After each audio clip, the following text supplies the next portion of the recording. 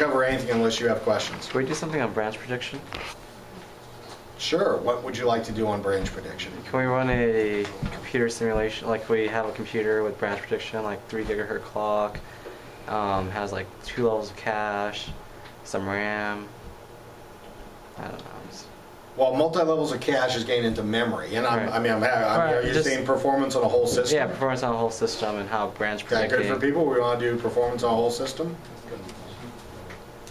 Okay, so you tell me what we've got. You want a 3 gigahertz clock. Okay. You said a branch predictor. Mm-hmm. So if we're talking branch predictors, need to know how good it is. It's all right. But 90% correct? 80% correct? What are we talking here? Let's do 75. 75% correct. Okay. What's the penalty if it's right, and what's the penalty if it's wrong? 2 nanoseconds if it's wrong, and no penalty if it's right. So it's 6 cycles if it's wrong? Yeah. Okay. Because usually with a branch predictor, since it's internal to the chip, you don't report it in cycles. So 6 nanosecond or 6 cycles if it's incorrect as a penalty, and we say 2 cycles if it's correct? Sure. Is that what you said? Okay. So far so good? And then you want cache? Mm-hmm. So our cache setup, you said 2 levels of cache? Okay. Level 1, level 2. So what can you tell me about my level 1 cache? Is it a uniform cache? Is it divided into data and instruction? What are we talking here? How ugly do we want to make this? Let's divvy it up. Data and instructions. Okay. So we've got an instruction and data here. It's usually unified when you get to level 2. I'm presuming this will be right through. Mm-hmm. And this one right back. Mm-hmm. Okay, so we've got a right through cache, a right back cache. And a dirty memory. This one will require a dirty bit because it's a right back cache. Let's do level 1 first. For the instruction side, how likely are we to actually get a hit? Or what's the miss rate, in other words? We have a 90% hit rate. Okay. For the instruction side, we're at 0.9 for hit. Okay, and what is the data side? A little bit less than that. I mean, usually instruction you try to make as good as possible. All right. Okay? So, usually you're going to spend extra work, higher associativities, larger block sizes, everything you need in order to get that hit versus miss. So this is kind of one of those important things to think on when you're working on these problems. I'll give you a lot of information. Most of that information is not going to be relevant. So the biggest thing you've got to do on any of these type of problems is to screen through what do I really need. Okay? Some of this stuff will tell you what's going on in the whole thing, but it's not important for the calculation purposes. So on the data side, we'd assume it's a little bit worse. So we want to say like 0.8 just for simplicity as a hit rate. 0.8 for the hits. What's my general access time? And this is probably going to be a nanosecond. A nanosecond to access?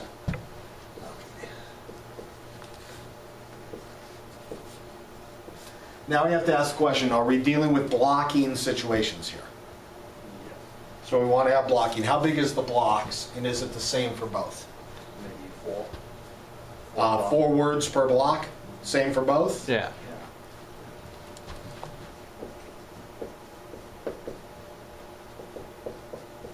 4 words. Okay. Level 2 cache. It's unified. What's my my chance to miss, or conversely chance to hit here? So Quarter chance miss. It misses 25% of the time? Yeah. Okay. So my miss rate is 25%. How about my dirty? 20%. 20? Is that what I heard?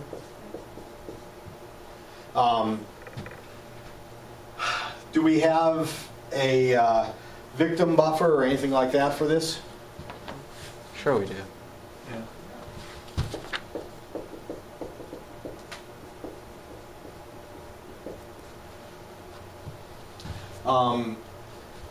Let's see, access time for this? For the victim buffer? Access time for the level 2 cache. 5 nanoseconds? All right. And how big is its block size? It should be at least the same size or bigger. Make it 8 words? Block 8, you happy with that?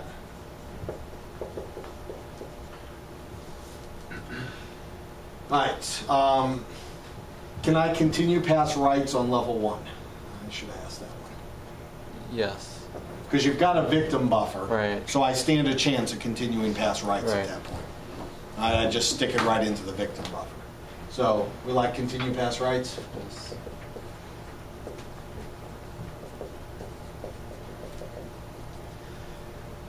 How big's the bus connection between these two? Big enough to transfer 4 words at a time? So we're talking 128 bits bus? Because that's what I need to do to transmit. Right. And that's assuming a 32-bit word. Right, because So- 120 divided by 32 is 4. All right. So I mean, at that point, I can assume I can just transfer the whole thing in Okay. one transfer. Right. So level 2 to memory. Access time on my RAM. 10 nanoseconds.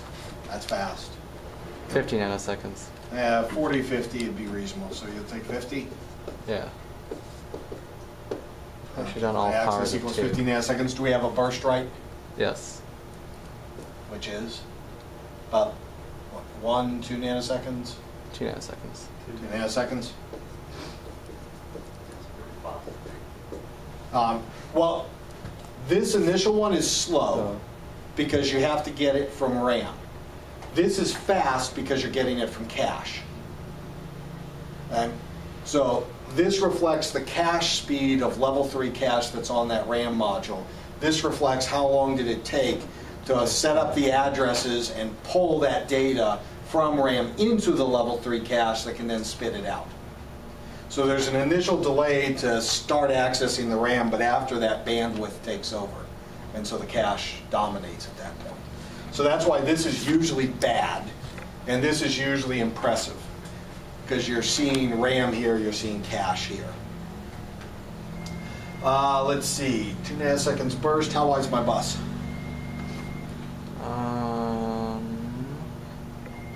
What's 256 bytes? You want it wide enough to be able to just send in one transmission?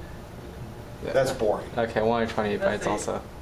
Okay. From CPU to L1, 400 megahertz, and L1 to L2. Oh, so you want an actual bus between these two? Yeah. Okay.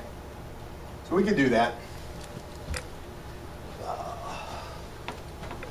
I'll have to kind of stick it in here then to write it. So you want a bus that's going on here, and you want the L1 to L2. What speed did you want? 200 megahertz.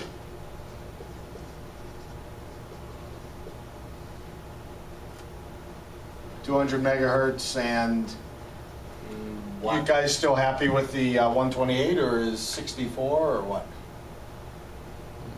We'll keep it at 128. You okay with 128? So this bus will not be less than 128 bits across. Yeah. Um, And Maybe half the speed. so 100 megahertz. Yeah. I mean, these are slow bus speeds. It's kind of older numbers, but that's okay. We're buying it off of Craigslist. There you go. You get in a Craigslist computer, want to see how it goes.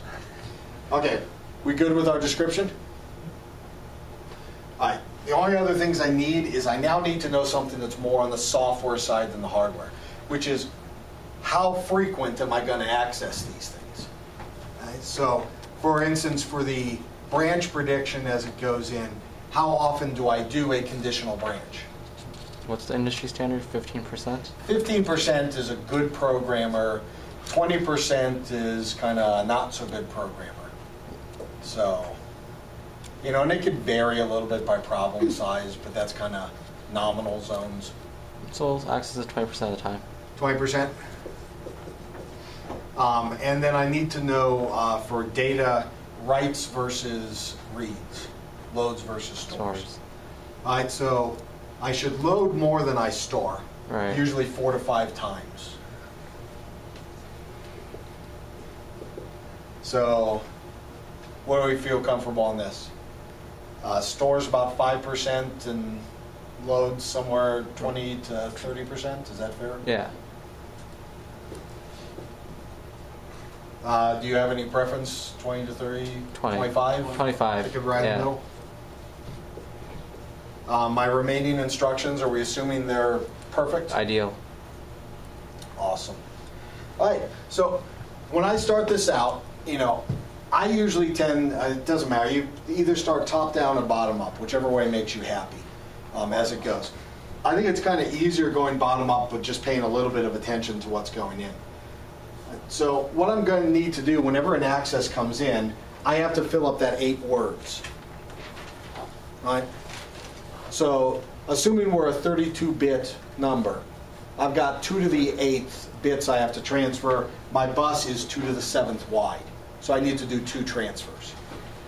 So a transfer is going to be the first one at 50 nanoseconds.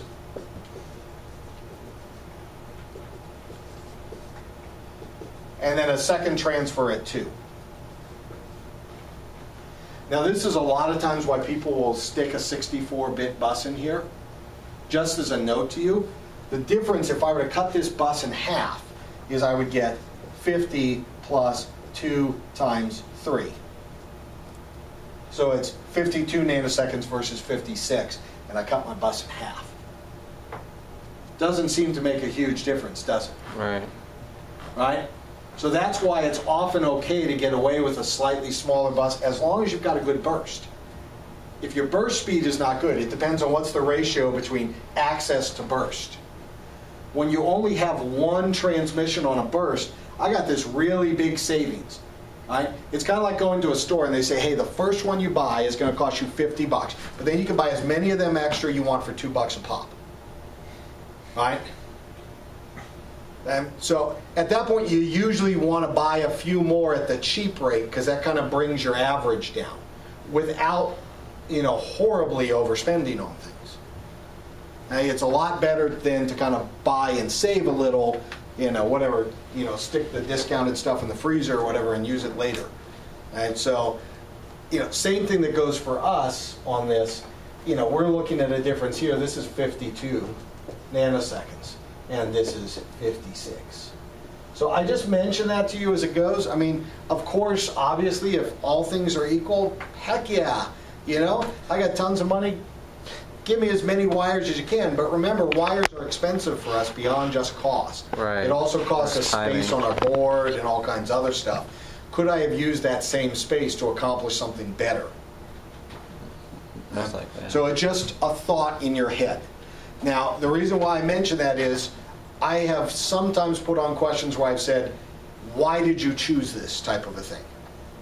Okay, it's a legitimate question to go on, and this is one of those areas where I might pick it out. Why did I choose it? If I pick something on here, hey, I picked the difference between these because, you know, cut the bus in half, I haven't drastically changed my performance, but I got a lot of extra space. I can free up other stuff. You know, maybe I can, you know, afford to put a better crystal oscillator in here, which will make a much bigger difference. Right?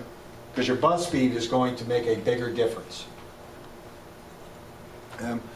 It would not make a big difference if these were the same cost. It'd make no difference at all. All right, but that's where we're at. So just as a note to you.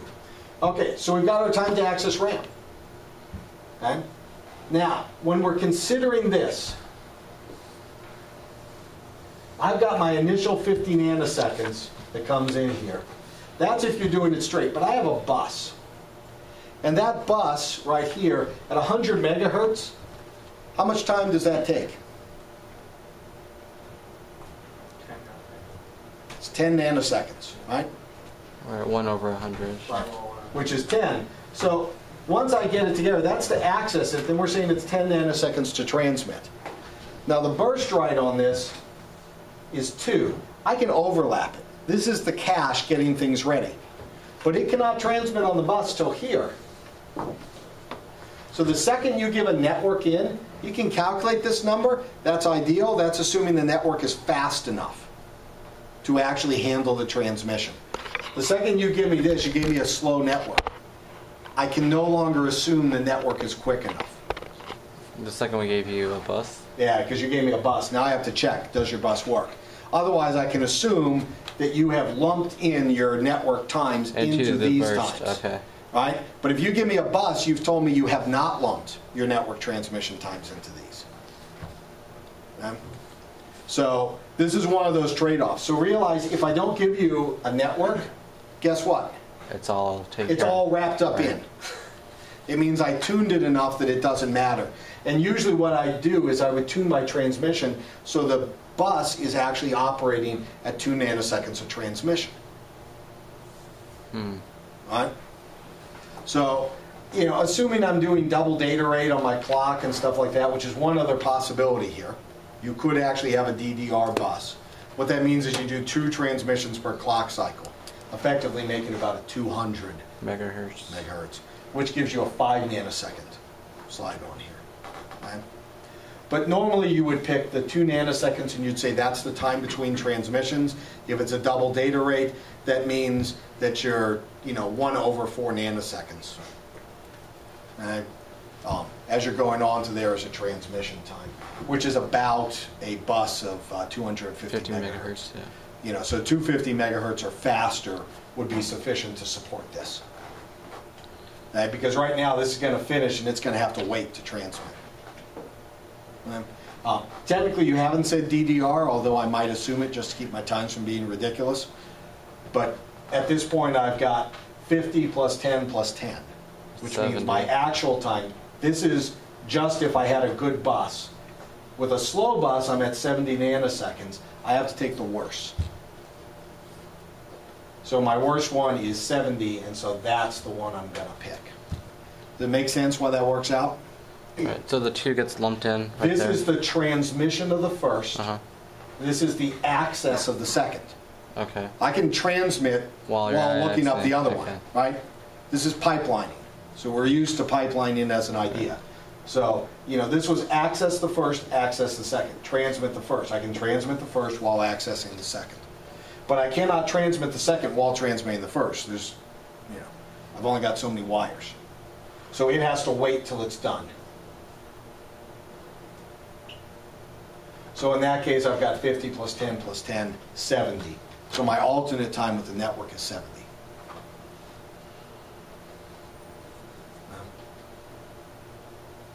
Now, if you change that up and you gave me, say 250 megahertz, and that's going on, and I'm saying that at a double data rate, that means the time between transmissions is 2 nanoseconds, which means this drops to 2. I got a 2 here, it's 54 nanoseconds with the bus on it. And very often what's done at that point is people just lump the 2 for the transmit into here, and then you just add the access times on and you get the correct time. So if people have tuned the network right, very often they will just report the network lumped in. So then I would for your say the access times. is 52 nanoseconds and we have 2 bursts in. Yeah. Okay. So, but under these cases, I can't report it that way because you have to know how to add them together because your bus wasn't synced properly. So again, we have novice. And it does. And this is don't think this is necessarily a bad choice. I let you pick it because honestly, people do this kinds of stuff. Right. Right? If you ever have a system and it just doesn't seem to transfer right, and it's always kind of gets bound up in I/O, it means whoever designed this did a really bad job. And I'm sorry, but people do bad jobs. So you ought to at least see where people do bad jobs, and this is one of the most frequent. So, In our case, we're stuck at 70 nanoseconds. So far, so good? Okay, so we have our time to access RAM. And we've already taken care of the bus. So that means I'm now at the level 2 cache. Level 2 cache, I worry about two different types of things. Okay, so time for level 2, I've got a read and a time level 2 for a write. Now, time for level 2 for a write, I will handle for you guys. And the reads, you'll help me out. So, level 2 for a write, I have to access it before I can write to it. Everybody has to pay that. Access time is 5 nanoseconds. At that point, it gets stuck into the victim buffer, and I'm done. So, I have done my part. Right? Victim buffer, by definition, is handled offline. So the second it's been accessed and shoved into the place it needs to get shoved into, no worries. Right, now this is kind of a moot point anyway as it goes on, because I'm going to get up here at the very top and I can continue past writes, which honestly means this is going away anyway. Wait, say that again? Oh, that's going away. This is going away past anyway. writes. Because of this comment right here. Continue past writes. It means the CPU isn't waiting to find out what happens. So you can take as much time as you want, and it doesn't slow the CPU down. You only have to worry about times when it slows the CPU down. Okay? I don't care how much time it is. You know, if you're the person, you know, imagine runners on a race, and you know, on really long races, they have those little drink stands that are set up. You can come by and access the drinks. Okay? Does any of the runners care how long it took you to pour the water in the cups? No, as long as the water's there. As long as it's sitting there waiting, and preferably somebody running alongside them handing them the cup. Okay? As long as it doesn't interfere with them, they could care less how long it took you to chill the water and pour it in the cup and whatever else. Same thing with the CPU. We do not care how much time it takes to cache, as long as it does not affect the CPU. In the end, that's the only thing that affects our performance metrics. What affects the CPU? Good? Mm-hmm. So, therefore, I'm going to Get rid of that? ignore it, because it's ignorable. We've said it's ignorable.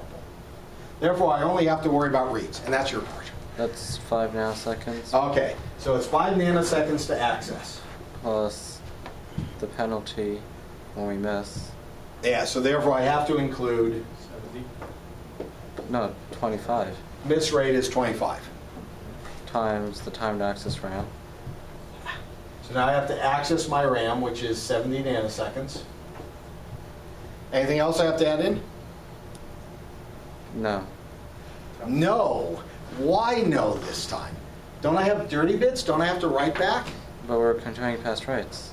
And we have a victim That's buffer. true for this, And but this is a read, and there's a write involved. But you are correct in this case, I don't have to worry about it. And we have a victim buffer too. Because you have a victim buffer.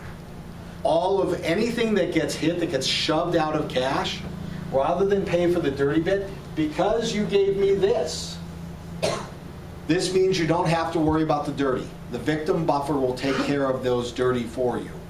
Right? Anything that's dirty has to be written. Right, so A victim buffer is- takes that and handles it offline, so it doesn't affect your performance. So this one stops all writes. This one stops the write-back writes. So the only thing left would have been write-back writes. I don't have to worry about it. So this is, what I want you to understand is when you're going through here, what do these words mean in terms of effect on how you write the calculation? So the second you see write back and dirty, you have to think there is an update. The second you see a victim buffer, you go, but I don't have to do it. Okay. The victim buffer does it for me, offline, end of story. Good? Right. So now I've got my time on here, so I've got, what, 17.5, what's that, 22.5 nanoseconds? 4 goes into 7. You guys can check me. All right. So we've got now figured out how long it takes Oh, I to see. do a read to memory. Up through this point here. Okay? Now, that's for this one to be able to get, it hasn't been able to send anything back yet. It has to transmit this answer up the line, right? It's a read. It wouldn't be 20 nanoseconds? Maybe that's a fourth of 70, right? So half of 70 is 35, and half of 35 is 17. 17.5 plus 5. Oh, I can't do math. When I multiplied 1 to 4, I got 3. Never mind. I see what I did. Okay. Okay. No, I mean, well, anybody can make mistakes. I know. So see I what have no I problem checking it.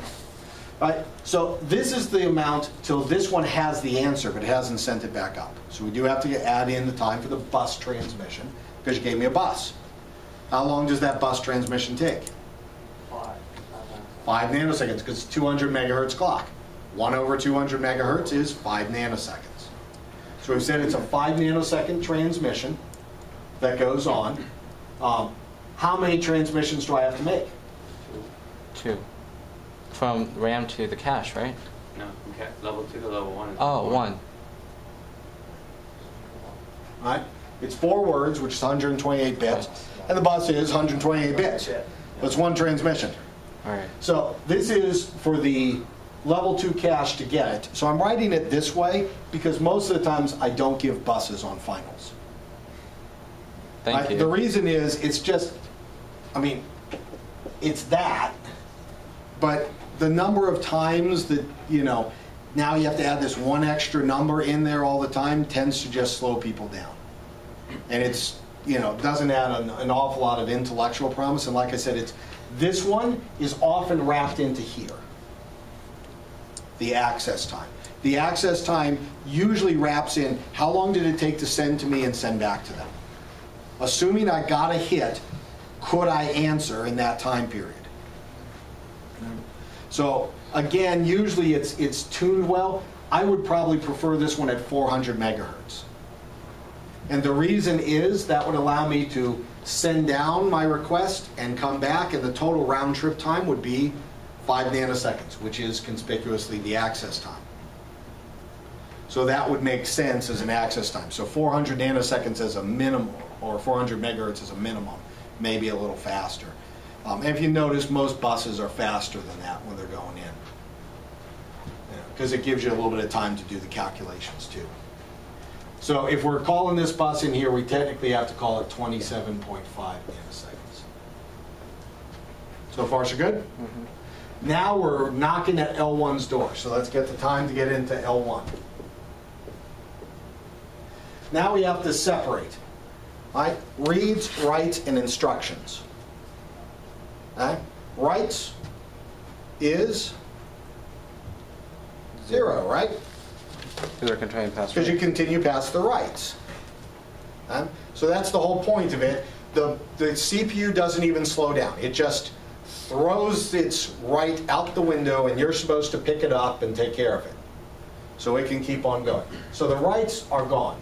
So we have L1 reads, and we have the time for L1 instructions to load them in, which is also a read. It's just a different, you're reading a type of thing. As opposed to data, you're reading the commands. Only difference, so the difference won't be at this point, since it is reads. The difference will just be which percentages we're using. All right, access time is 1 nanosecond no matter what.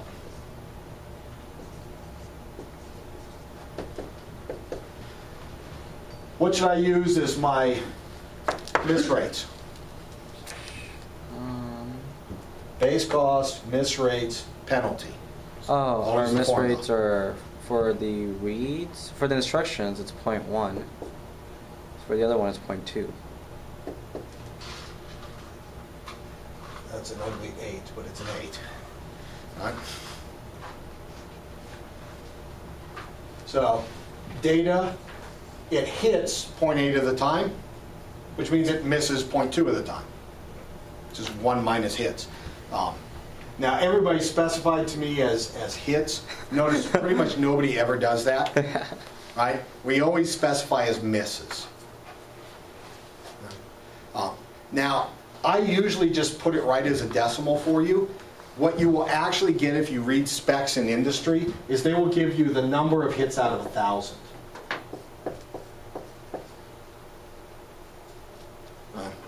So if they want to say you're going to miss 10% of the time, they'd say 100. So whenever you look at those numbers, and sometimes first time people see them, you know, the miss rate, you know, they'll often even sometimes just say 100 misses. And people go, oh my gosh, you know, they've missed all the time. You know, well, 100 is still bad because it's a 10%. Usually we're down at 20 or less out of 1,000, but that's a pretty number, so we can go with it. So just expect that if you ever deal with it in industry. All right, so we've got those. And we just have to put in addition to this, our, whatever our penalty is, 27.5.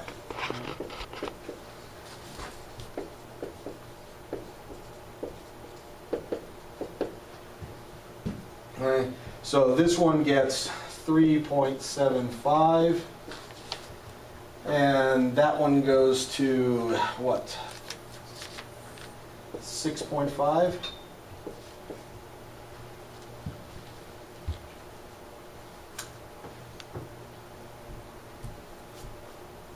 I mean, you just shift on the times 0.1, you just shift it over, right? It's 2.75 plus 1, so 3.75.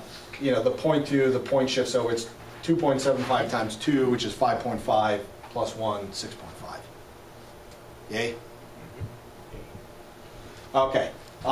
So on these are the two access areas on here. We now have to turn this into cycles, because this is in nanoseconds. And this is the net penalty of going out into memory. Right? We're at a 3 gigahertz clock, so I just multiply by gigahertz. Gigahertz times a nanosecond cancels, and we just get cycles. So I get 3 times 3.75. This is when it's really going to cost you. All right, so converting this, multiply by 3 gigahertz.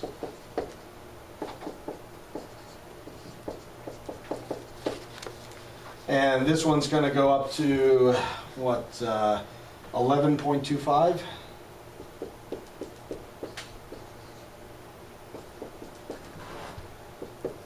And that one goes to 19.5.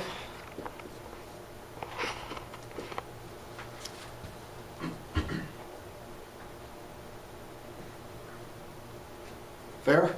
Mm-hmm. Okay, now, at this point it would be reasonable. I mean, you could already imagine this is going to hurt your performance really, really bad. Okay? Because this one's going to get tacked to which instructions? Oh, that one? Yeah. That one's, one. We're going to hit that one 25% of the time. But that's not one for instructions. Sorry. All the time? Yeah. All the time. That hits them all. Yeah. So your CPI, when you're calculating it, is going to be the base cost of 1 plus 11.25, because they all have to be loaded. Okay? Right. So you're already stinking pretty hard here. Okay? Before I even take a look at anything else. A quarter of the time, you're going to hit this penalty. Right? Because that's a load. It's a read. Plus 1/4, that's 0.25%, times the 19.5. Right? 19.5 is pretty close to 20. Right? So this is about 5. A little bit less than 5. Just to put it in perspective. So if you really want to be close, this is 4.875. But it's close to 5 as it goes. So if you think about this one for a sec, you know, I'm up, 12 and 5. I'm about 17, a CPI of 17. I haven't even considered branching. Oh yeah, we have that guy too. Right? So if I were to ask you at this point, what would you do to improve things? We would Biggest impact, little, with smallest amount of negative stuff going on. We would change our. Yeah, I'd fix the bus. Number one, that's killed us, right? Yeah. There's a lot of penalty associated to the bus. Okay? But it's still not the biggest. It's actually something worse than the bus, as bad as the bus is. Change the time to access the L2 cache. L1. Yeah. Because Yeah. we're paying too much on the instructions. Yeah, well, that's costing you 3 cycles Right. every time you go.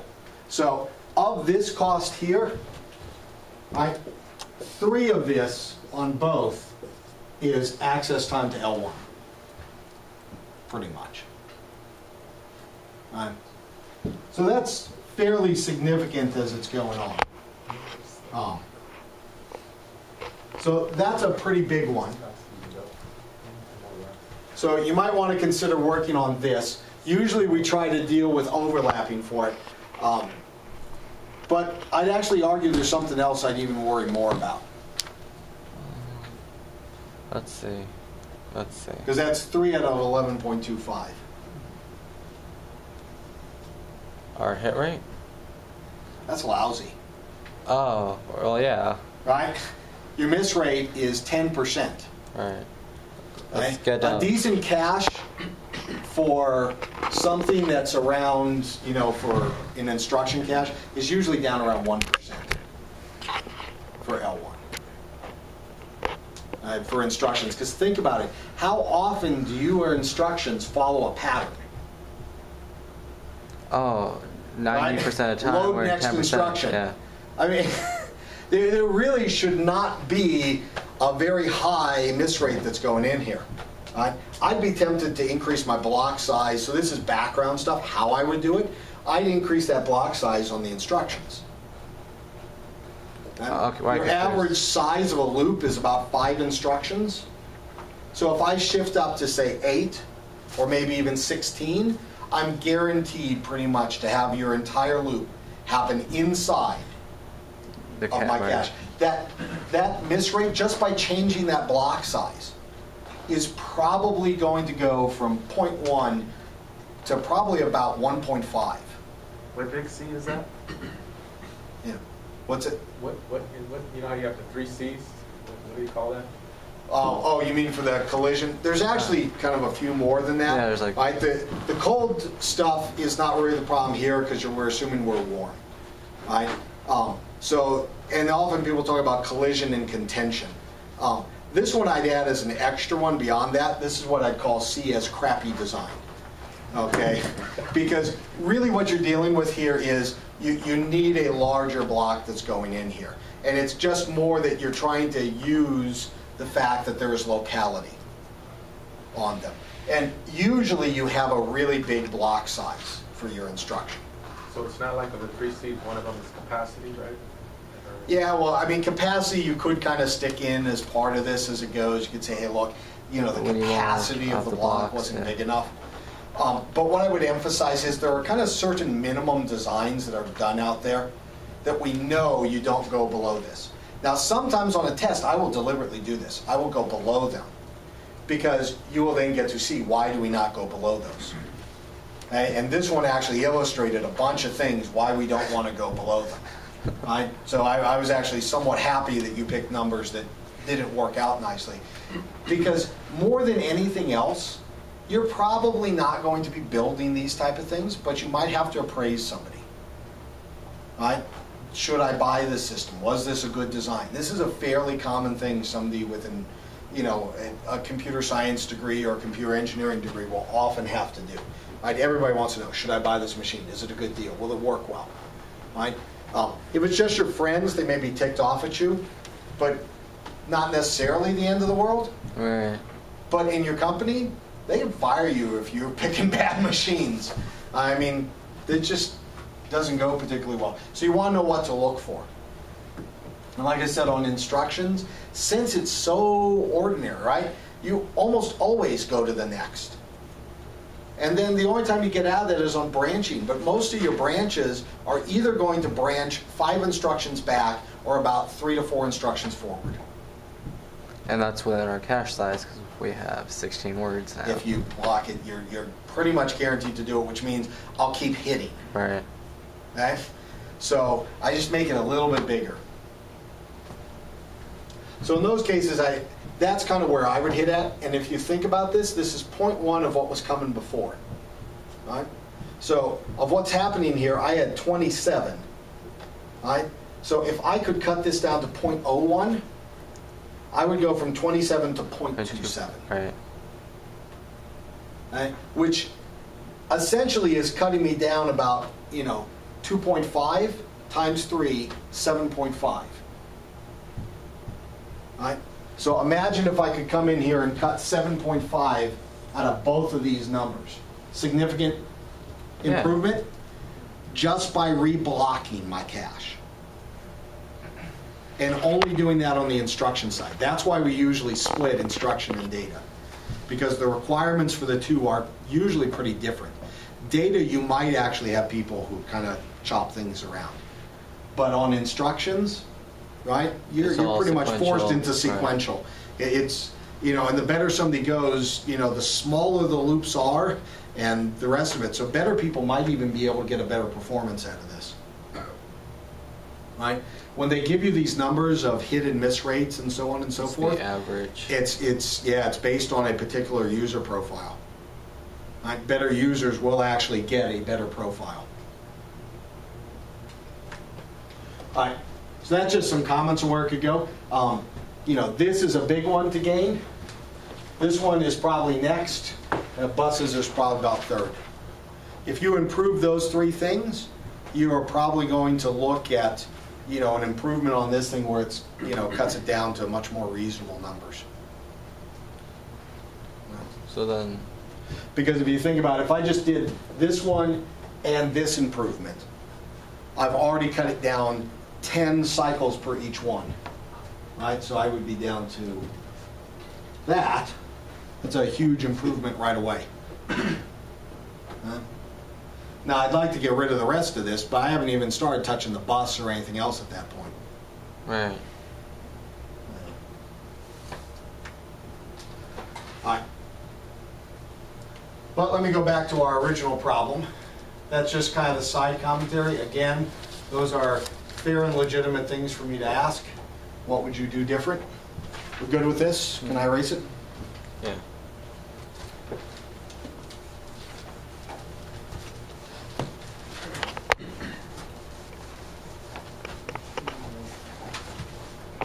All right, we need to do our branch predictor. So, how do I figure out the branch predictor's cost?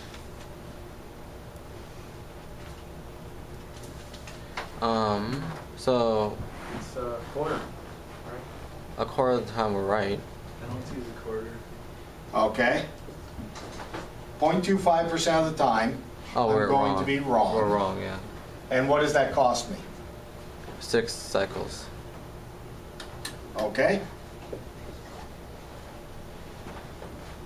What does it cost me when I'm right? 2 cycles. So 0.75 of the time, it costs me 2 cycles. Right.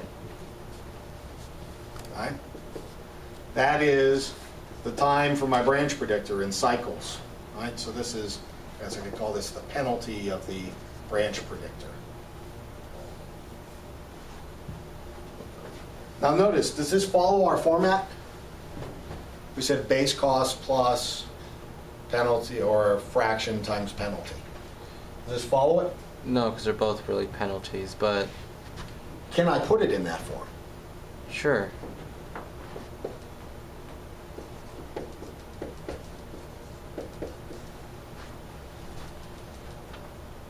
Two. Where'd you get the 2? Oh, I see what you did.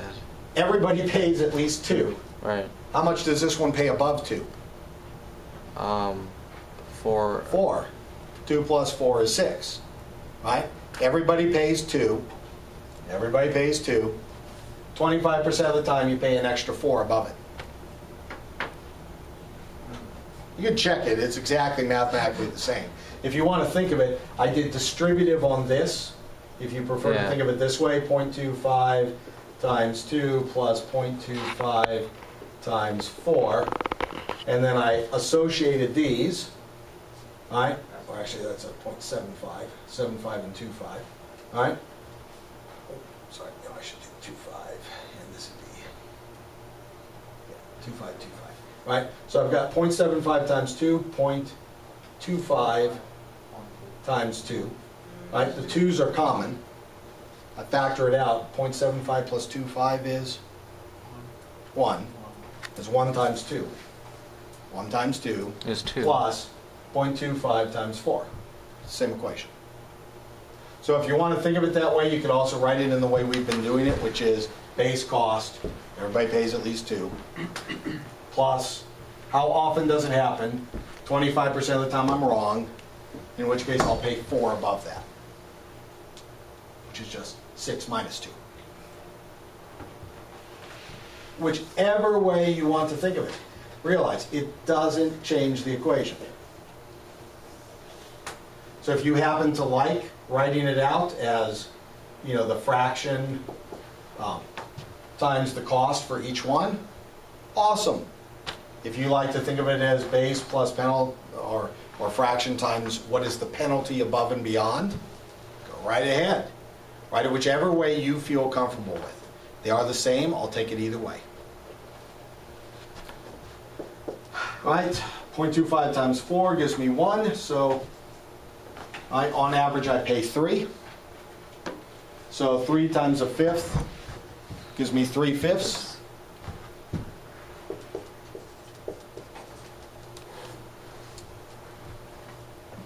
And that gives me my CPI. Now if you want me to do performance, we'd have to compare it to something. Now one thing I could do is I could say, what would be the performance increase if I did what I suggested over here? I adjusted this so that I adjusted this percentage here, and I fixed that one up. You're like a 90% performance increase. Right? As it's going on. Right. So say I improve those to get them into reasonable. So, reasonably, if I did some tuning on both of these, this one I could probably bring up to 0.99, and this one I could probably bring up to 0.98 without too much work. Right? Those are kind of getting into more reasonable numbers as it's going on.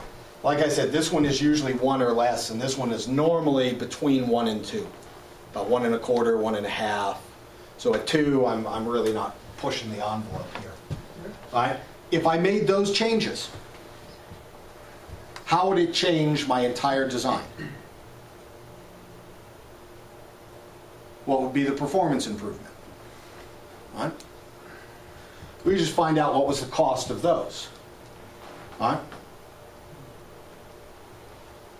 So we could just step back for a sec to the T level 1 for a read, T level 1 for an instruction. All right? 1 nanosecond now goes to 0. Because I said, let's take our axis and let's overlap it. Right? Right. That's a very standard thing. There's a little bit of a transmission time, but I overlap, I pipeline the transmission time so that it gets hidden. And as long as the answer can come back before that clock cycle is over, I'm still golden. Right? So I can hide this by pipelining and all kinds of other little fun stuff. I can hide it parallel to some other execution.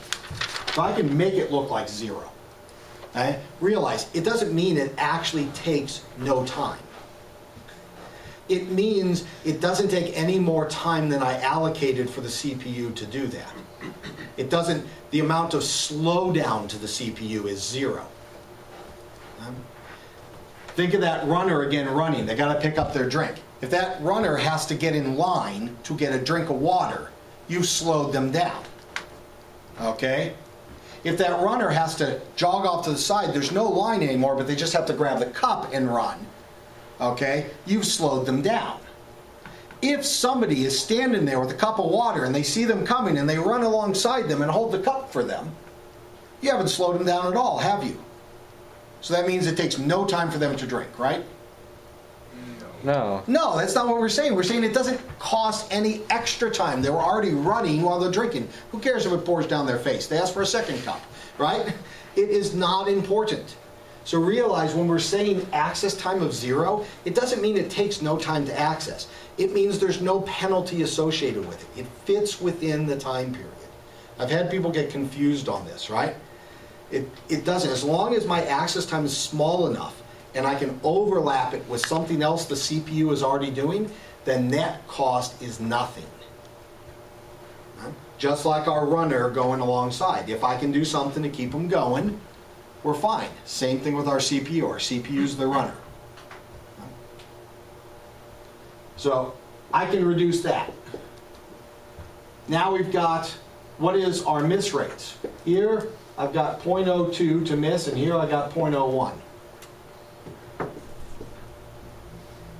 All right, without even affecting the bus situation, I got 27.5 here, and I think this was this 55? For your RAM? They were both 27. This is for Both level. of them. Yeah, they were both Oh, they're both 27? Yeah. Oh yeah, it was twice because of that. So they're both 27.5. So now at this point, my time for the instruction goes down to 0.275. And this one has now shot down to, was it 5 point or 0.55? Yeah, 0.55. Right, that's in nanoseconds. I have to multiply by 3 gigahertz.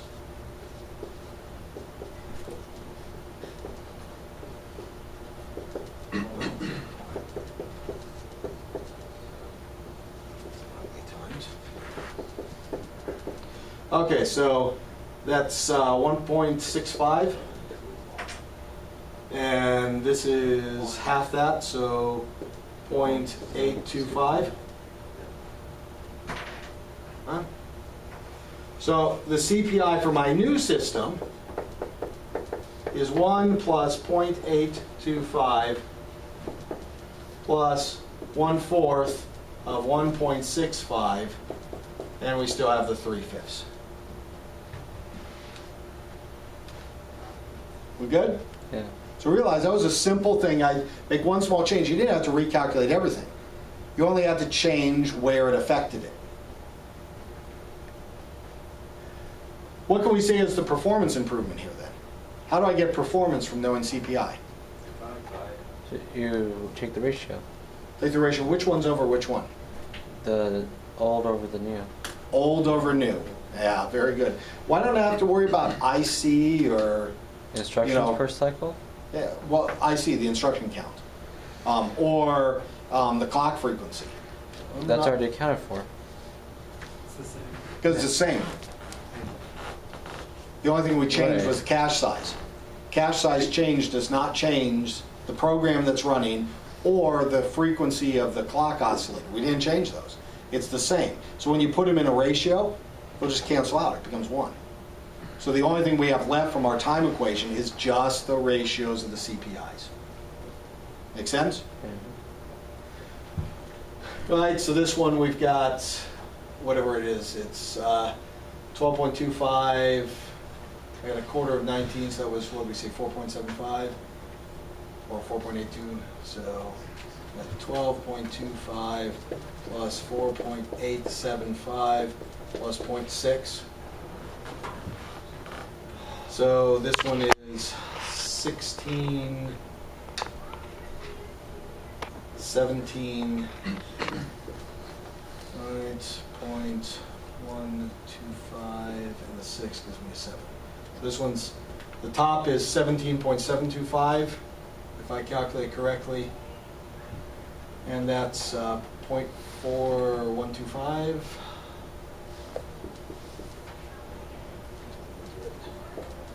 .4125 from this term plus 0.6, so that'll give me a 1.25 and 0.825 and 1, so I got a 1.825 plus a 1.025, so I get a 2.8375.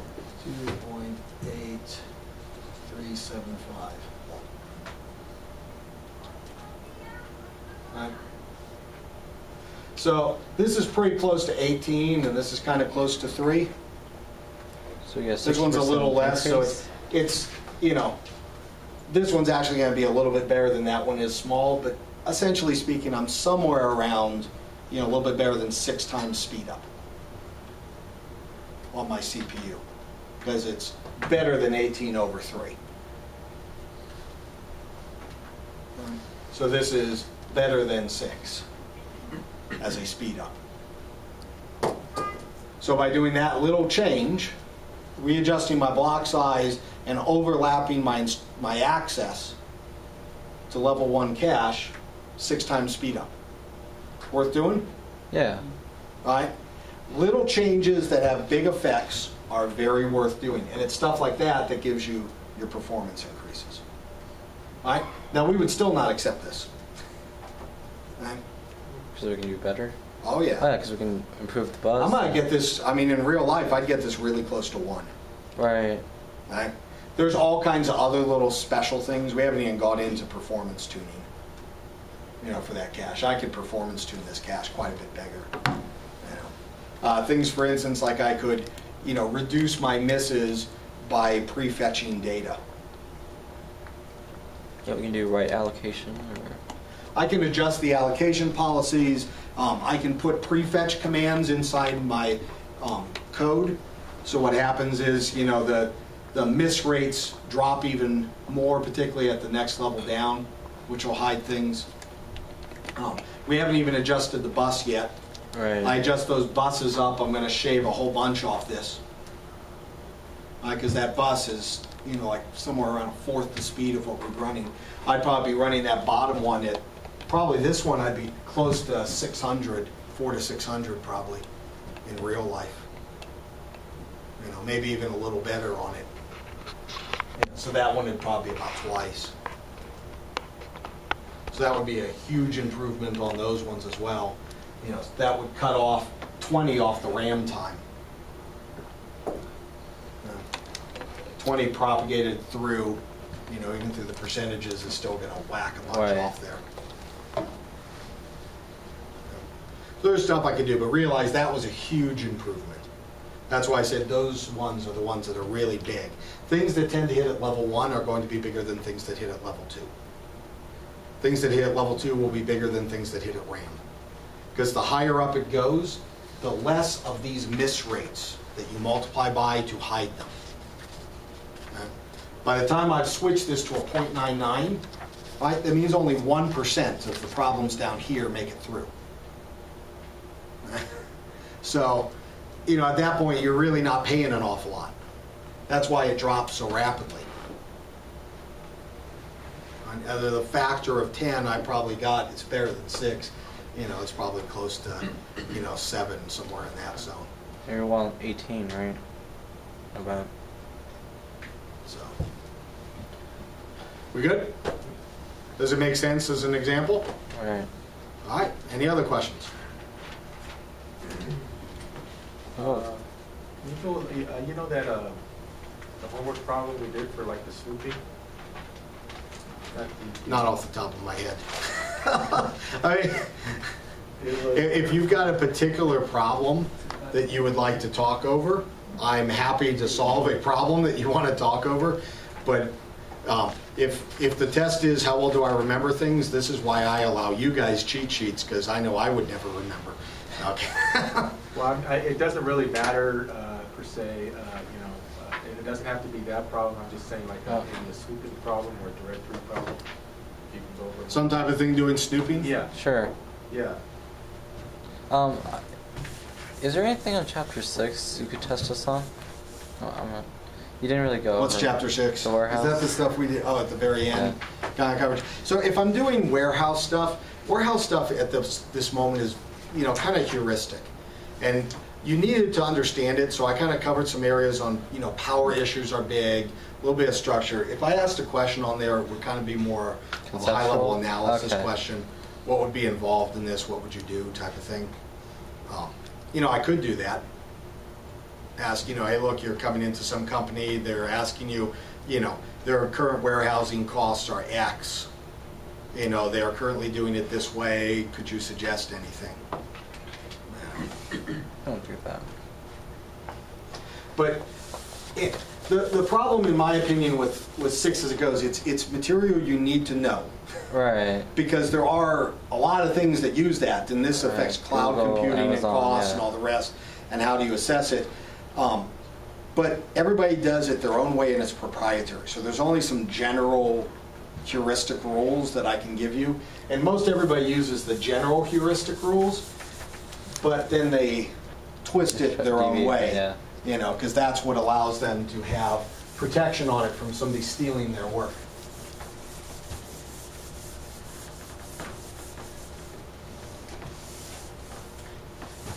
Well, it's possible. I could ask you to analyze some situation. Everybody always fears analysis questions, but in some sense, you will be asked to do more analysis questions in your life than almost anything else. You will never do a good analysis if you don't have data. But just because you have data doesn't mean you'll do a good analysis. Data and information and having experience is a minimum prerequisite to come up with an intelligent answer. But once you have that, even if you know what the right answer is, it doesn't mean you will be convincing in explaining it. All right. Okay? This is the other half of what's on there. There's a lot of people who are technically brilliant, but really bad at conveying stuff. So this is why those type of analyze it questions become somewhat important in your life. And I try to emphasize those because in the grander scheme of your career, you will have to do more of those, often on the spur of the moment. So I want you ready for it. All right, so we're talking a snooping situation. How many computers do we want on a bus? 4. Okay. Is it okay if I just put the caches? Sure.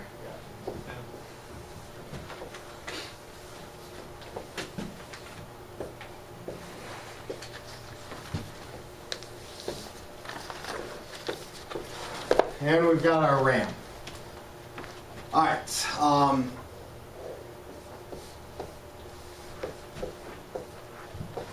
only going to put 4 cache locations. I cannot imagine I'd go much beyond 8 if I ever did one on a test, and more than likely 4 is a higher likelihood situation that goes on there. Just because in this case, the more size I give you, the more time it takes, but it doesn't test new material. But what I might do on here, just to make this one fun, I don't think we've done this before, is I'm going to link this. This is a set, this is a set. So it's two-way set associative. I'll just kind of mark my sets out here as it's going. So this will take all of the ones that end in, let's say, let's go 100. Oh, actually, let's do this one. Fair?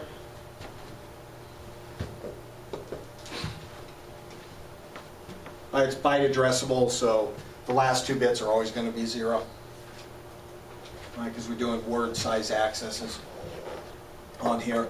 And so you just look at them. That means the even ones on the top, the odd ones on the bottom, once you get to that point. Or, divisible, whether it's divisible by 4 or 8 as it goes. Make sense? Okay. So we'll take a look at these ones, and when we now say, I've got a series of accesses. We've got to pick out kind of a memory situation that's in here. I have to split this up into what is the address that's here, okay? And then what is the data that's contained within it. So let's say I've got 8 and 16 currently in. I'll erase them if I don't want them there. So we could also do it if saying it's valid or whatever, but I guess we can actually, we'll put it, maybe I won't put a bit, we'll just put our state, right? MSI fair for our state? Yeah. Okay. So I've got 8 and 16, 8. So we need, let's see, 0, 4, 8, 12, 16, 20. Let's say that's our words, and this is 5, 10, I don't know. Just picking some numbers for lack of anything better. So this is the address, and this is the value that's contained within RAM. Okay. So at the moment, I'm gonna say 8 is in a shared state, so it must be the same, so it's gotta be a 15. Let's say this is modified, so it's different. -2. Let's say this one is in a shared state for 4, and it's shared state, so it should be 10. This one is invalid, so I'm not gonna write anything else in there. Let's say this one's also sharing 8. Let's say everybody really likes sharing 8. And let's see. This one used to have 16 in it. And this one used to have 16 in it.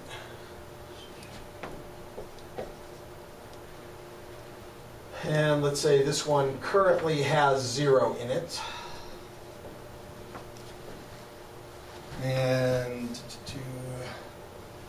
we'll make this one invalid.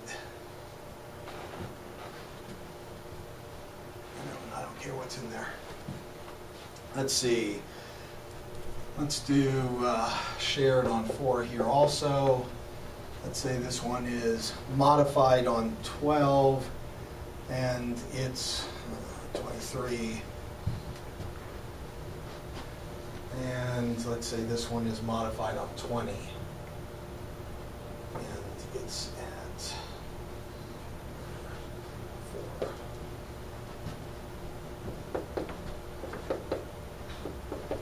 Fair enough?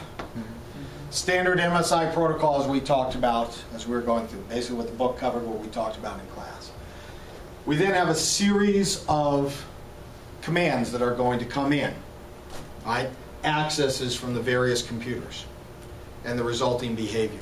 So I could, for instance, ask you on this sequence, let's say that processor 1 does a read on,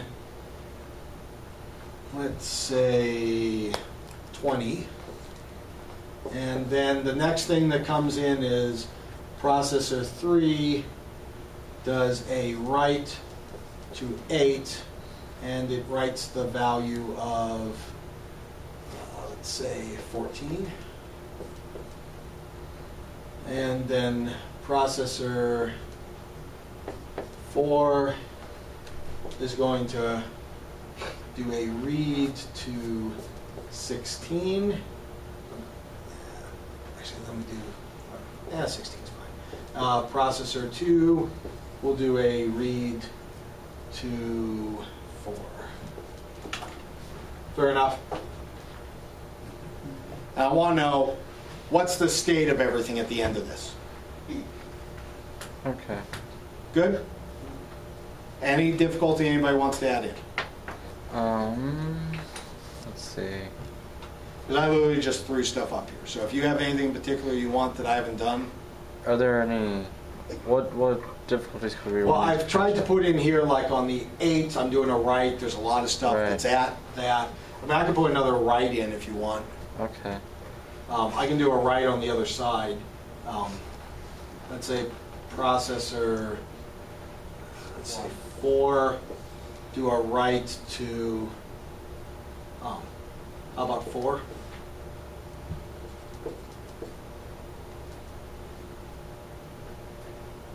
Good? Okay. Now realize at the moment, I'm only handling them each individual one as their own little block. We can block them together later if we want.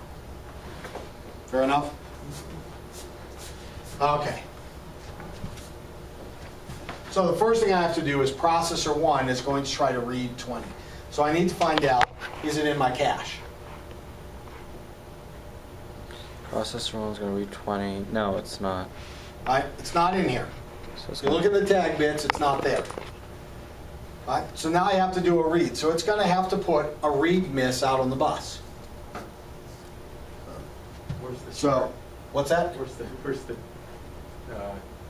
state diagram at? It's figure 5.7 in your book. Yeah, you can look 5.7 of the book, or, you know. I mean, it's the same thing that's there. It's invalid or it's shared. right? Or it's modified. You're welcome to look at it, right? But in our particular case, I'm doing a read, so it's going to go to shared. Right. Now I've kind of tipped my hat on where it's going to be. So where do you think it's going to fit? Well, the obvious choice would be the last slot, but that would be Is it inefficient. legal? Right? Because we said it's a set associative cache. Right. So you got to take a look at what's 20. Which of the two sets is it in? First set or second set? It's in second set. That's 20, right? Yeah. Second set. Because it's in the form X 100. Right? It's 16 plus 4. I see what you did there. Right? Well, that's how sets work. Right? I mean, that's how set associative and cache works. You have a certain number of bits here, and you just check them to see which one it is. So technically speaking, we don't actually store these bits. But I figured that would be even more confusing. Because what you would actually do, if you were to look at 20 in here, I would actually only store the number 2. 1, 0. Because you know if it's in this set, it's got to end Right. 1, 0, 0. So you just tack my 1, 0 onto your 1, 0, 0, and you get the full number. Gotcha. Right? Why store the extras? But I won't be that much of a pain. So I indicated that it was going to be an invalid, a read that goes on. So I got a read miss. Right. And that involved me having to put a read miss out on the bus. I don't have the data as the cache, so I have to ask somebody for it. Right. So I had to say, help me, somebody have 20. Right? Now RAM is slow. RAM goes, oh. And in the meantime, does anybody else answer? Yeah. Who? Processor 4. Yeah, the cache of processor 4 goes, shush, I got it. Okay? So it just got a read miss when it was in modified state. So what's it going to have to do? Go shared. All right, so this was a processor read miss. This one got a bus read miss. They're both going to shared, aren't they? Mm-hmm.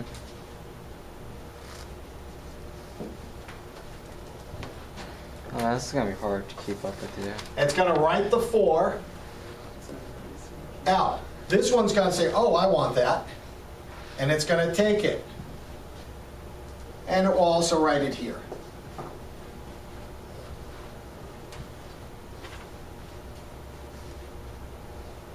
We agree? Mm-hmm. So it got the request, it sent out, that one preempted the RAM, sent the answer out, the RAM goes, oh, that's the new value, it updates itself, this one updates itself, they'll all end up in the shared state. And if you look at what's in the book, that's what you should see. Mm-hmm. We've done the first one. Now we go on to processor 3 writes to address 8 the value 13. Right to 8. Okay. So this is processor 3. It writes to 8. What does it get? Right miss. It No. gets a right miss? No, It has 8. it has 8.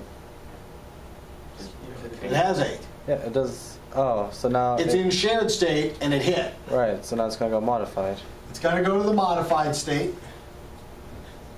It'll update to 14. Right. And what is it going to do? Send out a bus invalidate. Yeah, it's going from here to here, and it sends out invalidate on 8. So this one gets it, and this one gets it.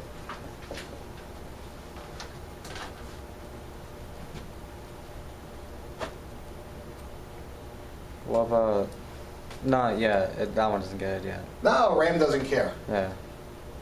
Remember, RAM's slow, Right. okay? So it updated here because it had no choice. Right. It has to have at least the last good value, because otherwise nobody's going to tell it the number again. But in this case, it knows somebody else will tell me. So I don't need to know that somebody thinks my value's invalid. Right. Cause Who it's knows? not- By the time they go through calculating, they might end up back at the same number again. Right. as far as RAM is right. How do I know? By the time they get done with this whole thing, might end up I don't have to do anything. The RAM's always valid as far as it's concerned, right? But I'm sure not going to do anything before I need to do it. Okay. All right. So that takes care of that. Next, The read 16. processor 4 reads 16, Oh, it's there. but it's invalid. It's invalid. So I've got to, Send out a bus read. I have to put a request on it. Okay, so I send out here, can anybody help me with 16? Right? Ram's always happy to help me. Yeah. Anybody else want to help me? No. Oh, yes. 1. Yeah. So 1 is in the modified, and it just got a read request. So it goes to shared. So it's going to go to shared, and it'll send out, by the way, that's a -2 now. Right. So this will update to -2. The only other one who gets it is this one, who's going to shared, and is going to get the value -2.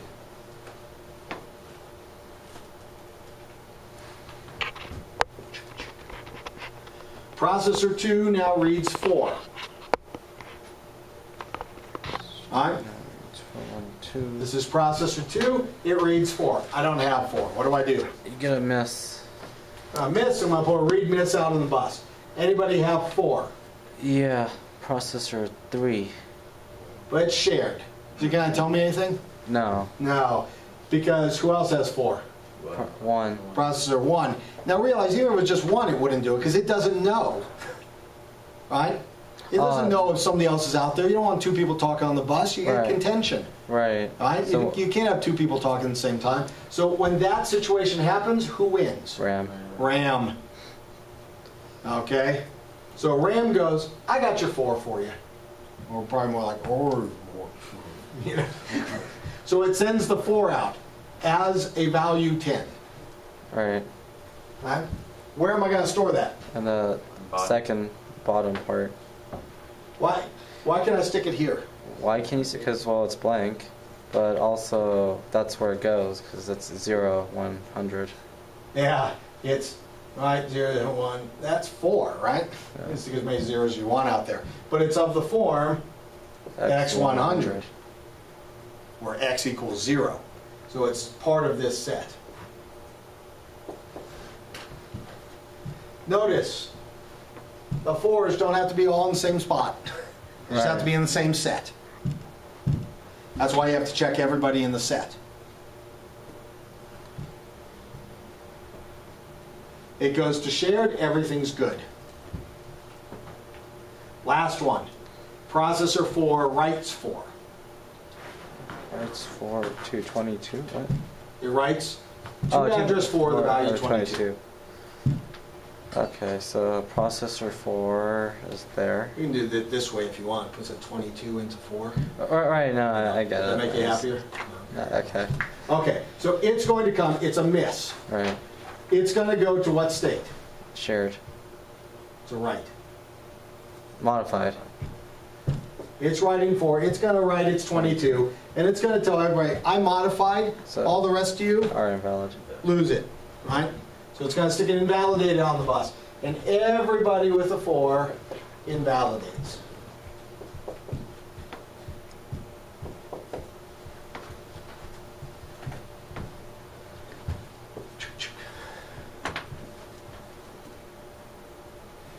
Now I've deliberately put things in so it's steered so there were problems. Oh, there are problems in here? Yeah, I had to go on the bus a lot of times. Oh. I deliberately picked ones that were going to have longer things, because if I'm writing and I'm already in the modified state, what do? What if I stuck here, processor 4 writes to address 4, the value -2 now. Now you write again, and you send another bus. I'm in modified, so I just go -2. I'm in modified, nobody else has it. Oh, So that's the right. RAM don't get a, No, it's write back cache. Right. I'm not going to tell RAM about it until I have to write back. Right. so it doesn't get an IRM or? RAM doesn't get anything. RAM will only pay attention when you say, by the way, I'm updating you. When you write an answer to the bus, it updates. If you do not write an answer to the bus, it doesn't care. It ignores, invalidates, it's going to answer you for a read. It'll store your result when you write. Anything else, it ignores you. Right? But realize that one was really simple, right? It was already modified. I didn't have to do anything. Check, check.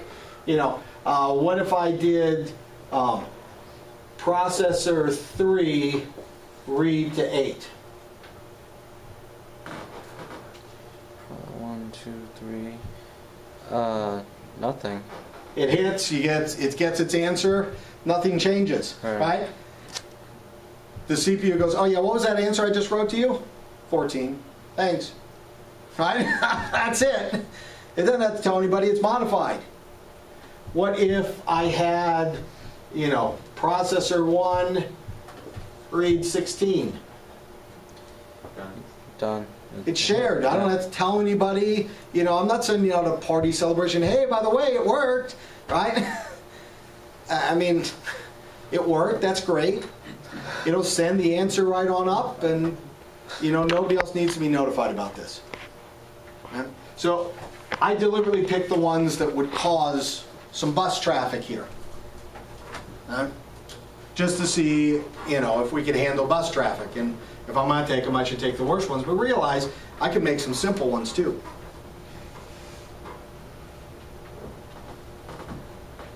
Any questions?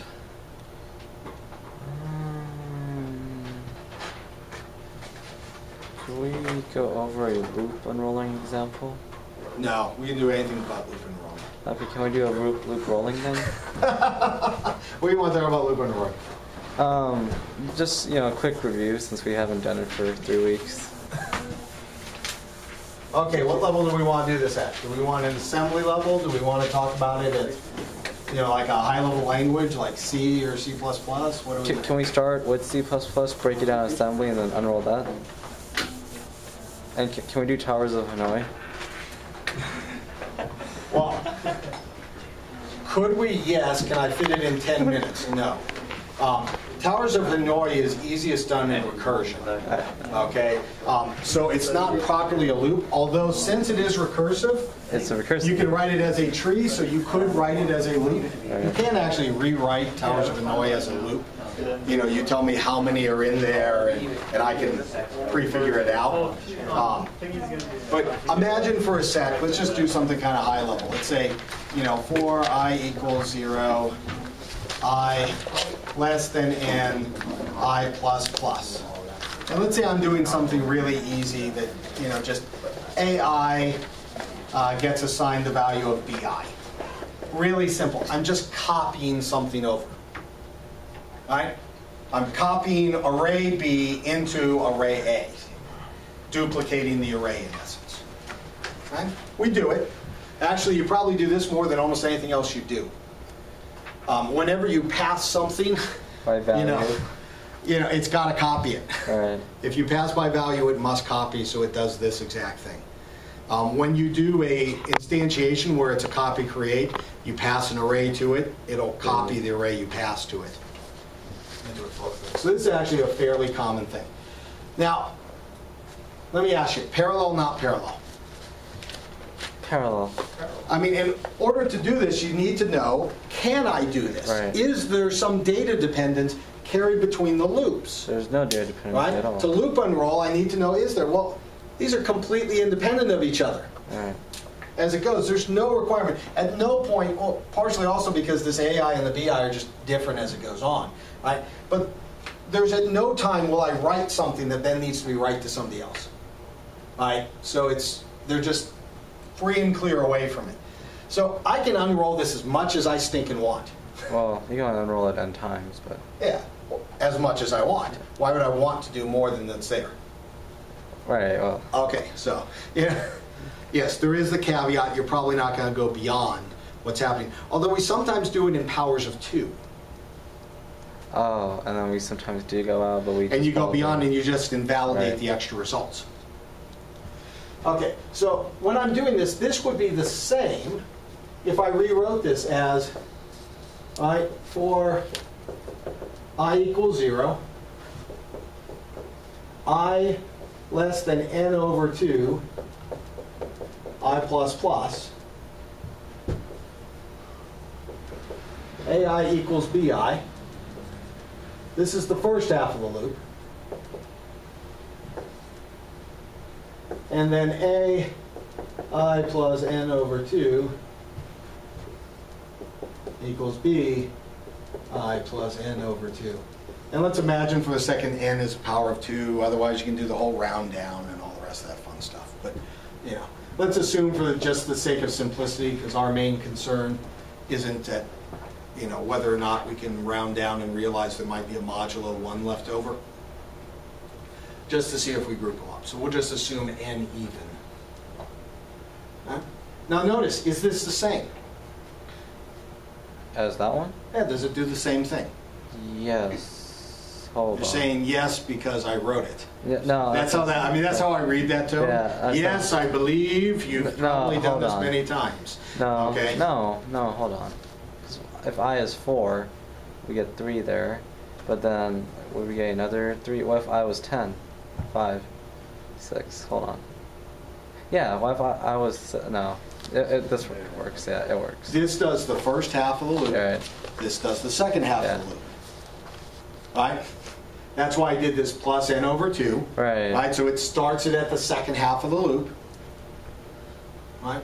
So this one runs up to just before the second half. This one starts at the second half. So this would start 0 plus n over 2. So if you were doing n equals 10, this would be 0 plus 5 starts at 5. And this one would run from 0 up through 4, just less than 5. So this would do 0 through 4, and this would do 5 through 9, and away we go. Right, yeah, alright. Okay? This is loop unrolling. Oh, yeah, That's all you're doing. Right, That's loop unrolling in a high-level language. Right. I've loop unrolled once. That is all you are doing with loop unrolling. We're just doing it in assembly language, giving it a really fancy title, and everybody considers it some new magic beastie. It's not a new thing. All we're saying is, hey, look, you realize I could have done this without a loop at all. You want to see me unroll this as many times as I want? Watch, I just go A0 equals B0, right? A1 equals B1. Right? They shot you for this in 201, right? right. And now we call it an advanced technique. Go figure. And that's just the funniest thing on this planet, right? See, this is why I'm always that's often why people won't let me teach 201, right? Because my thing is, yeah, you usually don't write that. Right. But the reality is sometimes it's actually more efficient to write that. I can't say you always do something. Because if you always did something, I don't need somebody smart to do this. I.e., you don't need an education. I program a machine once and it's done.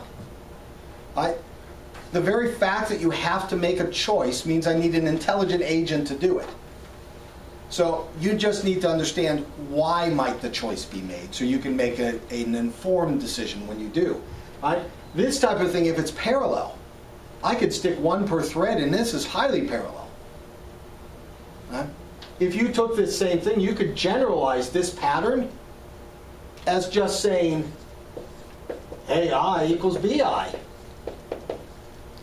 Right. And if I stuck it in a for loop, it would do in sequence. If I stuck it and said I is equal to your thread index, It would do a CUDA block thing. I just put it into CUDA, right? Right.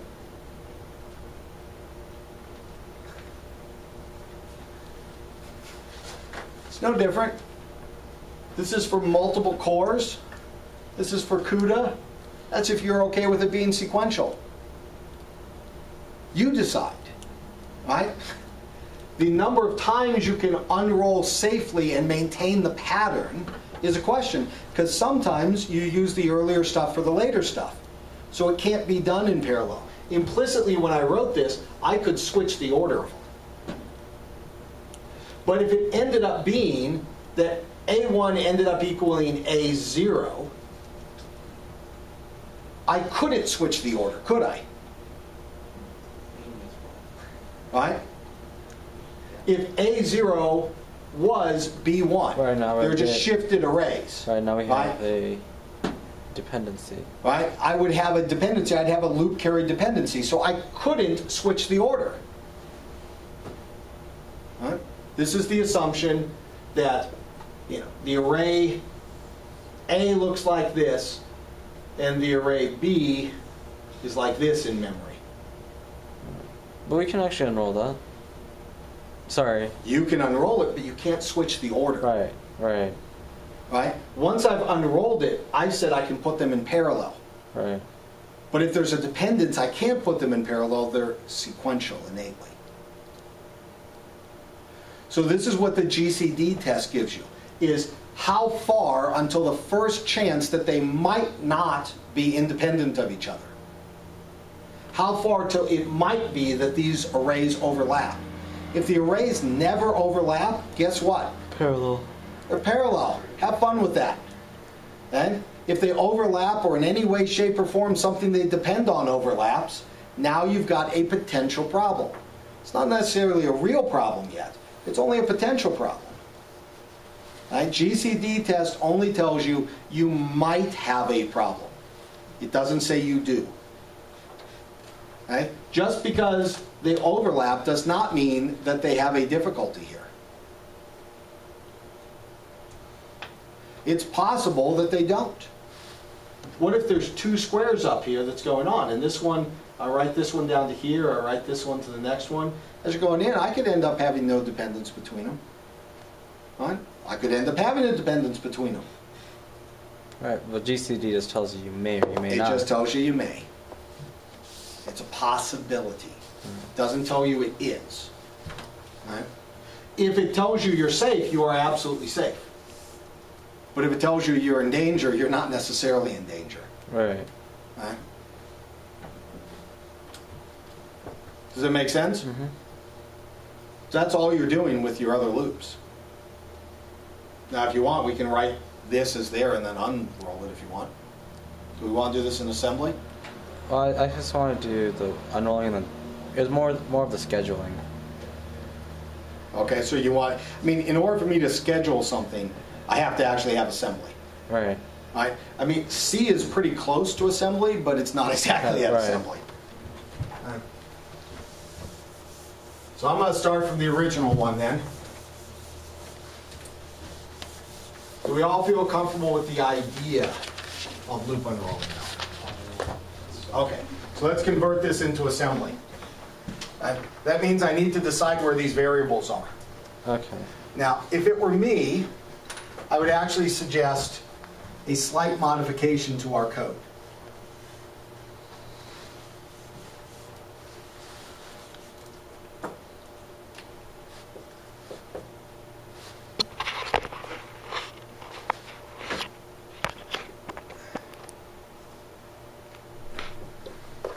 There? Okay, so you're gonna count down. Why? It's faster. It's how it works. Now we can check for greater than 0, greater or equal 0. Yeah, my branching works nicely on greater than or equal to 0. All right, so it saves me a whole test. It's a little bit nicer when you're doing the comparisons. So I need to have I stored someplace. I don't, however, need to store n. Because n will be stored into I initially, and I'm just walking down to 0. So I don't need to be able to compare I against anything but 0. So I don't need n stored. So I need I stored someplace. I need the pointer to A. I need my pointer to B, right? Because then I'll just add the index to it as it goes on. So I need those addresses, and then I need something as kind of a temp, which will hold the value of B as I write it over to A. Fair enough? So we got to stick these someplace. R1, R2, R3, R4. Fair enough? Uh-huh. All right, so let's start writing our code. First thing I have to do is to initialize I. Okay, so I can consider, I mean, there's a lot of ways you could do this. You could do this with an add command. You could do it with a move command. I have to do n minus 1. I guess I do actually kind of need an n then, since I do have it in here to calculate. So I'll stick n in R5. So in this case, I do a subtract, intermediate, destination R1, and I do R5 and a 1. Or you could do an add I and add a negative 1. Right. Whatever makes you happy. Okay, so now I have done this. Now, do I need to check that it's greater than or equal to 0? Yes. I do, because it's possible n could have been 0. Or 1. I could have passed an empty array. Okay. Well, if it's 1, I don't then, care. Yeah, you do it once and then you're done. All right. So I need to do a branch, and I want to branch if I am less than 0, based on I, which is R1, and then to wherever my exit is. If it's less than 0, don't do anything. Right. All right. Okay. I've done the first side of this. Realize it's going to come around too. So I've done one of the two on that. Then I've got to do this.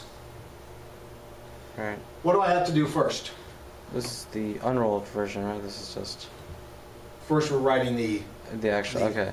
Then this is the legitimate version, and then we'll unroll it. then we have to load. Read. Yes, read A1 4, right?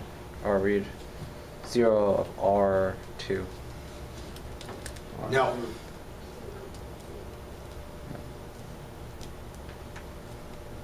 Oh, Every load location. 0 of B onto R4.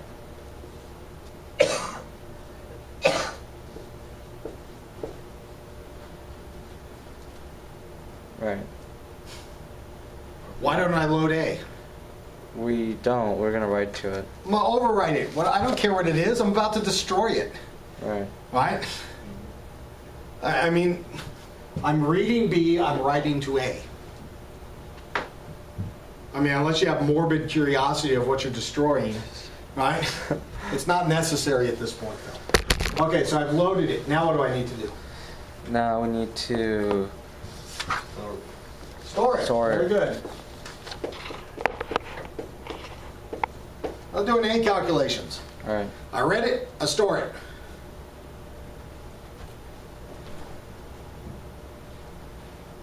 Now we need to increment A and B.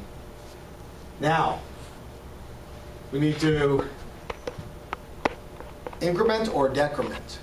Increment Because you've noticed an interesting problem here. Because technically, what does this load? the first. The first element, but what did I want? The next I want the last element. Ah, Oh. Ah. Hmm. now it doesn't matter if you care about where you're ending up on there. You might want to actually, you know, depending on how you're dealing with this, I might want to insert some commands in here before the branch that goes on to modify it. I could stick it in after the branch, but before the loads, but not inside the loop. Don't make it as part of the loop to go in. To actually push these up so that they're pointing at the end. And then as I decrement down, I'll keep pushing them down until they end up back in the final position. That would actually be my preference, because think of then that pointer like an iterator. When the iterator's done, it's pointed at the same spot it started. That's kind of a nice thing. So if it were me, I would actually not load at this point. I would still be before the main body of the loop, but I would be setting up my pointers.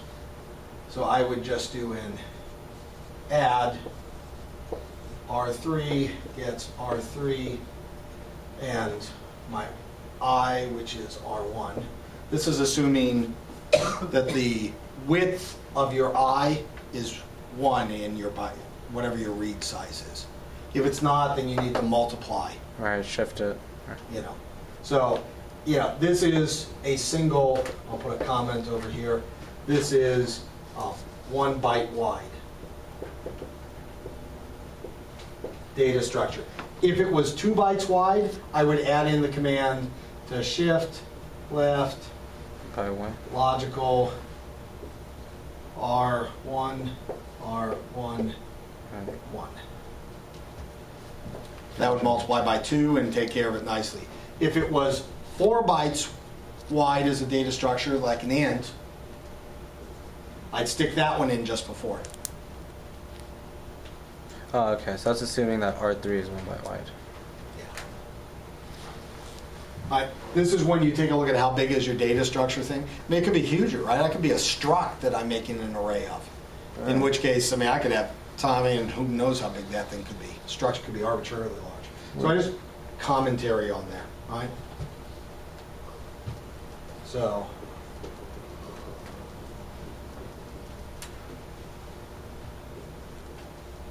Log base 2 size of data. Okay. Now I've got them both pointing at the end. Same comment. No? If I don't tell you, what do you assume? Tell us what. If I don't tell you how big that data structure is, I didn't tell you what is in A and B. If it's an int, it's 4 bytes wide, Okay. right? But could it be 1 byte wide? Yeah, it could be a char. It could be a char, it could be a bool, it could be all kinds of stuff, right? Right. So if I don't tell you what the data type is in there, what do you assume? Easiest possible thing. Whatever is easiest for you. If I don't, you should tell me. I assume that it's this. But at that point, you'd be crazy not to assume the easiest thing possible. Right. Right? I mean, there's no crazy heroics bonus. Right? I assume it's 33.5 bytes wide. Yeah. So now I'm pointing at the ends of the arrays. Now I can do those loads. All right, so I can load into R4, 0, R3, store R4 to 0, R2. And now I'm good. Now I'm at the end.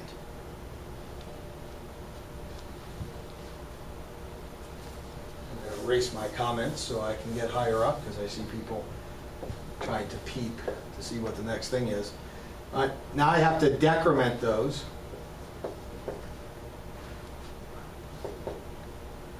Subtract I, R3, R3. Probably 4. Well, I said it's 1, 1. Oh, Right? gotcha. So you got to be consistent.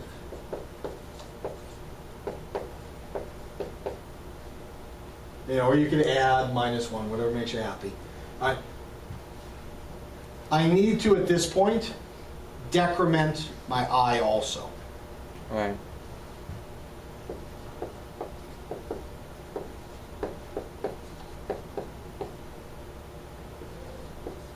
And now I want to branch, if it's greater than or equal to 0, R1 to the top. And this is the top. And that makes this exit. We good? Mm-hmm. Does everybody feel comfortable writing this code?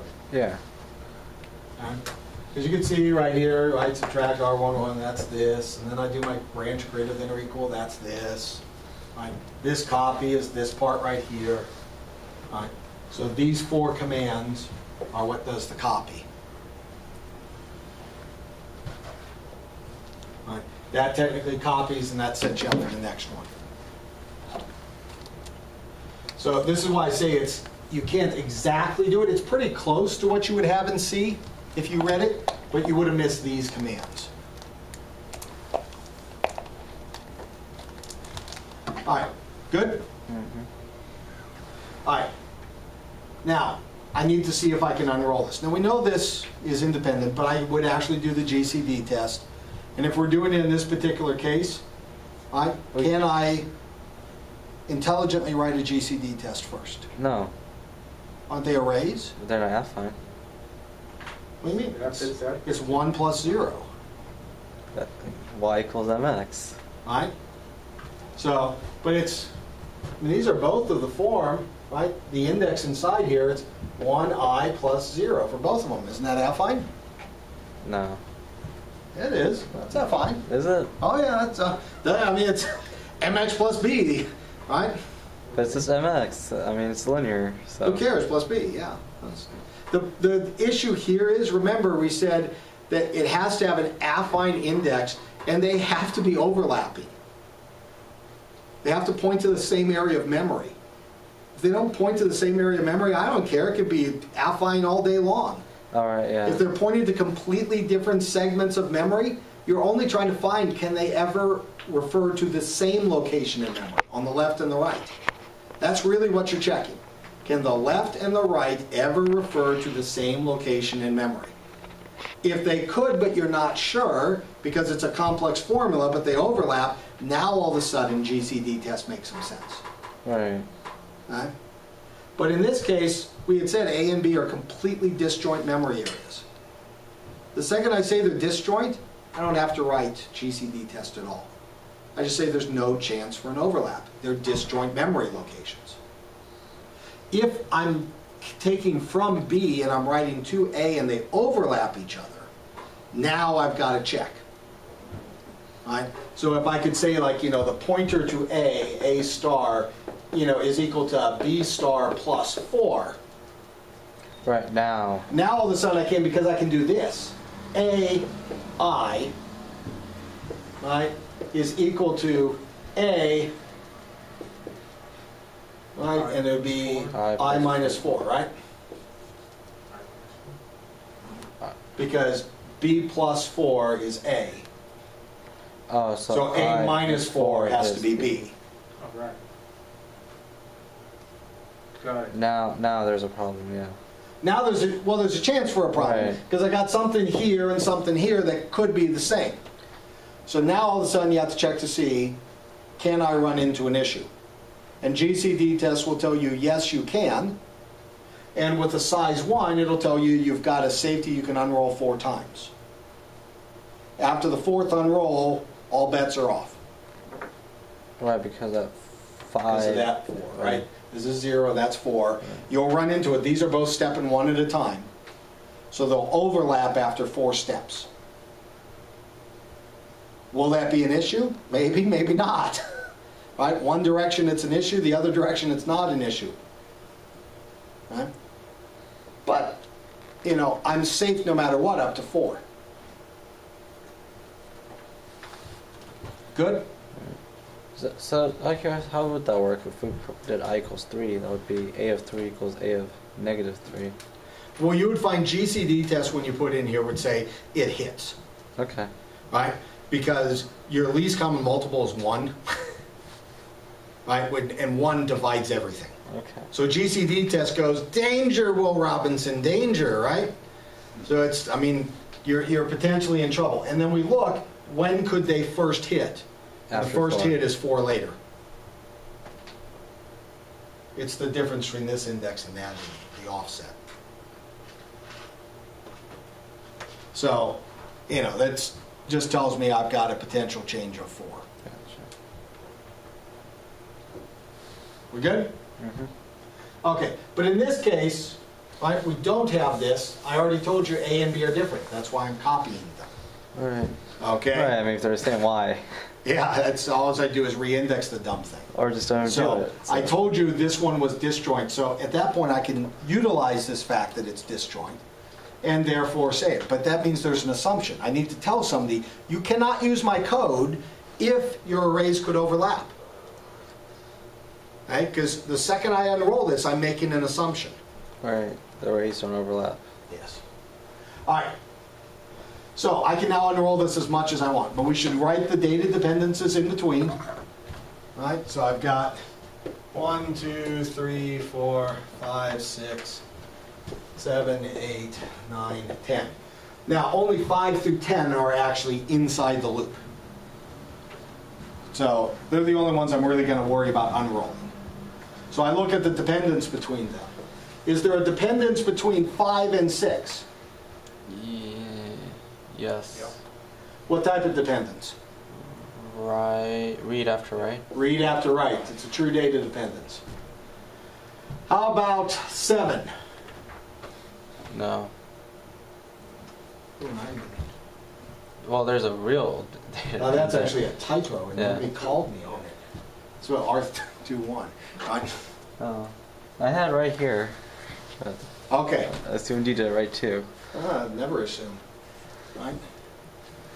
Okay, 7. How does it relate to these things? 7.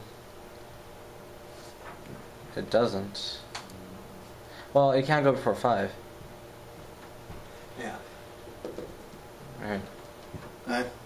It's a right after read. Right, and same thing with 8. 8 can't go up, can't go before 6.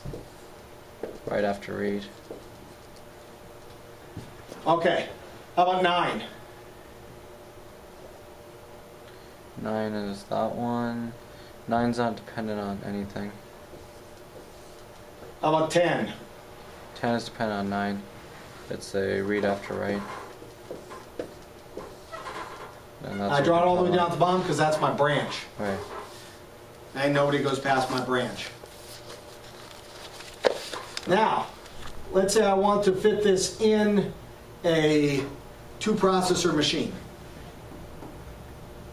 Can I schedule this loop on a 2-processor machine, and how much do you have to unroll in order to have no data dependencies? 4 times.